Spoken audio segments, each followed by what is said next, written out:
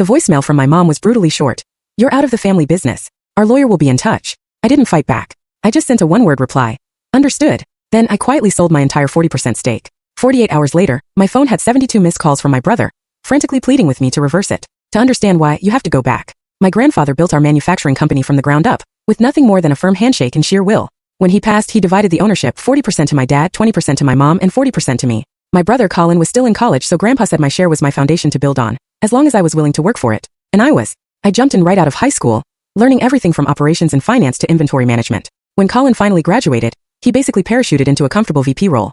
He was great at schmoozing clients, but he never got his hands dirty with the actual business. That was my job. For 12 years, I was the numbers guy. My mom would wave her hand dismissively and say, "Oh, Alex handles all that boring stuff," while Colin would just laugh and call me their bean counter. And they were right. I did keep the lights on. Every time they splurged on a fancy office remodel or some pointless equipment upgrade, my 40% stake was treated like their personal piggy bank.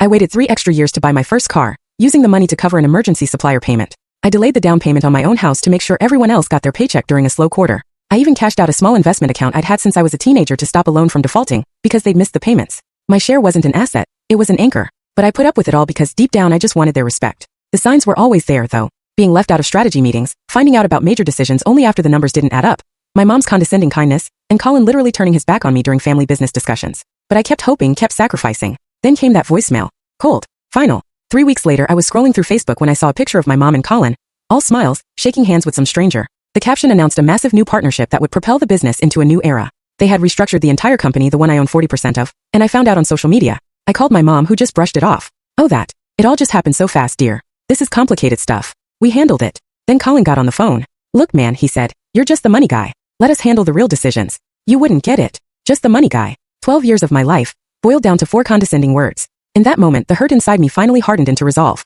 I didn't argue or beg. I just went silent. What they didn't know was that my 40% was the linchpin of their entire deal. The new partner required that stability. Mom and Colin had promised them control, planning to use their lawyer to force me out at an insultingly low price. But without my shares, their whole plan crumbled. So I made a different call. I sold my entire stake to their biggest competitor for triple what my mom's lawyer had offered. The deal closed on a Tuesday. By Thursday morning, my phone was blowing up. Colin's first text was, "Call me now." His 5th. "What did you do?" His 20th. "The deal is dead. Do you have any idea what you've done?" By his 40th text, he was desperate. "Mom's crying. Dad won't leave his office." His 65th. "Please, we can fix this. Just call me." The 72nd text came in at 3 a.m. "Alex, please. Dad's in the hospital." The stress. His heart. "Just answer the phone." I read every single message, and all I felt was a cold, quiet sense of satisfaction. I typed out my reply. "Understood. Good luck." Then I hit send, blocked their numbers, and finally, for the first time in 12 years, I was free.